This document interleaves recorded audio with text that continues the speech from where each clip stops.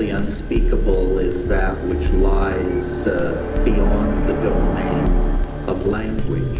The unspeakable, the things which exceed our grasp. The other meaning of the unspeakable is the things we'd rather not speak about, our dilemma, our history, and how hard it would be to create solutions to our dilemma.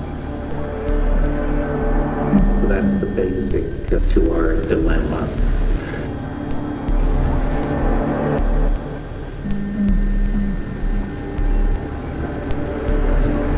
I'm sure it's no news here that we are approaching the third millennium, that 1,000 years of Christian civilization is percolating to its end, that we are on the brink of some kind of turning in the cosmic machinery.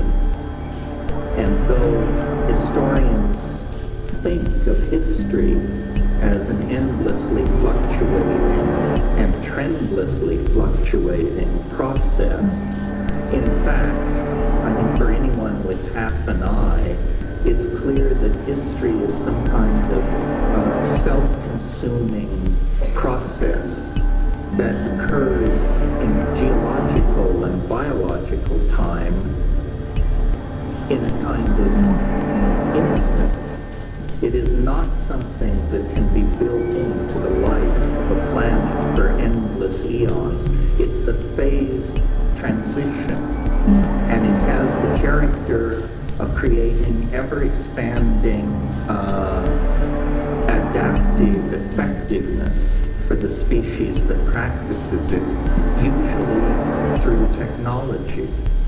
But this adaptive effectiveness ultimately becomes toxic, no longer serves the endless expansion of population, the endless subduing of nature becomes counterproductive. And at that point, the feedback signals from the process of global civilization become signals indicating danger and time to shift to another gear, time to change the paradigm by which the society has directed itself. And Western civilization, through technological success, has become the dominant global civilization. So unlike the rise and fall of the Maya, which occurred in a kind of cultural and historical vacuum, our civilization touches everyone on this planet. We are involved in a species-wide crisis, and it's a crisis of adaptation and intelligence.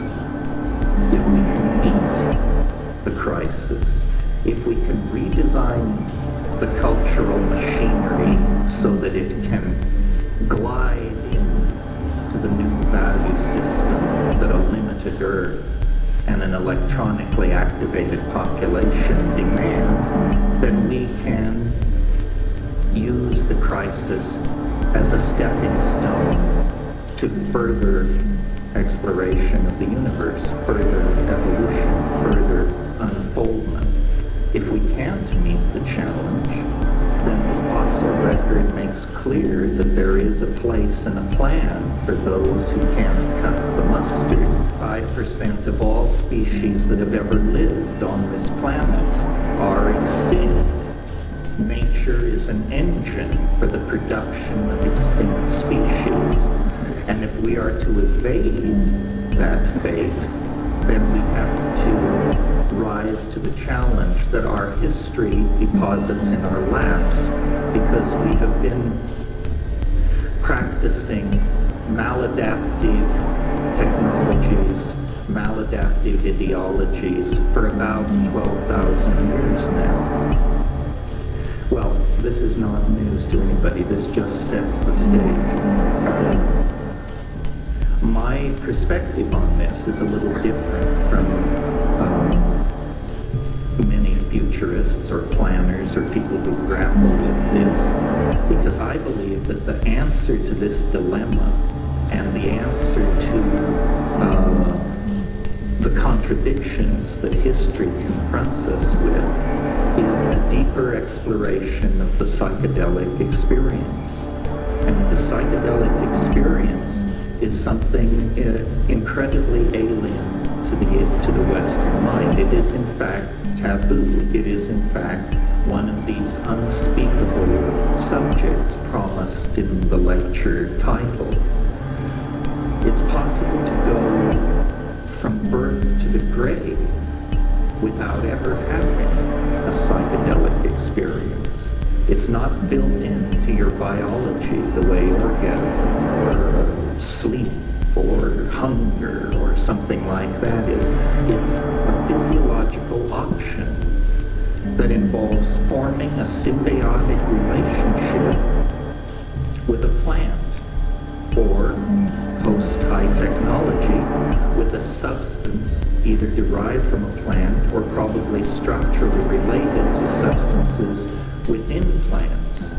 Consciousness appears to be, on one level, a materialistic phenomenon in that it springs from the physical brain. It springs from the electrochemical processes that go on within organisms.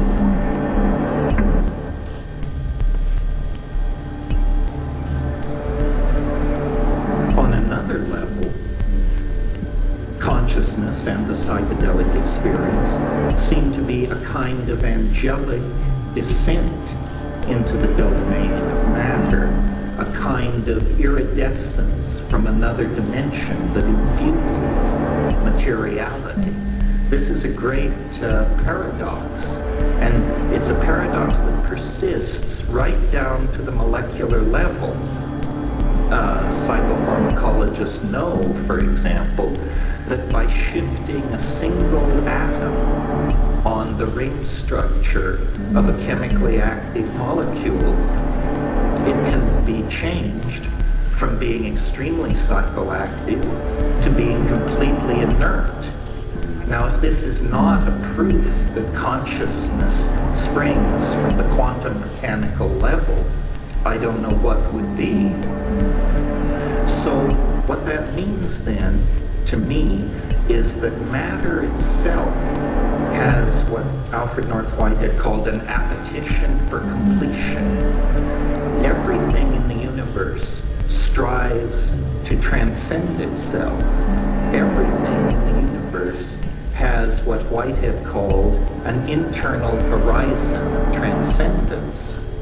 And in the human organism, this internal transcendent horizon within historical times has been frustrated by ideologies, has been channeled in negative directions towards such phenomena as urbanism, male kingship, monocultural agriculture, phonetic alphabets. These cultural institutions, one by one, are the bricks that we have used to build ourselves into an impossible prison. Now, into this situation, about 100 years ago, comes the news that there are Aboriginal people in various parts of the earth who are using plants to journey into invisible dimensions where divination, curing, and apparent violations of natural law are possible.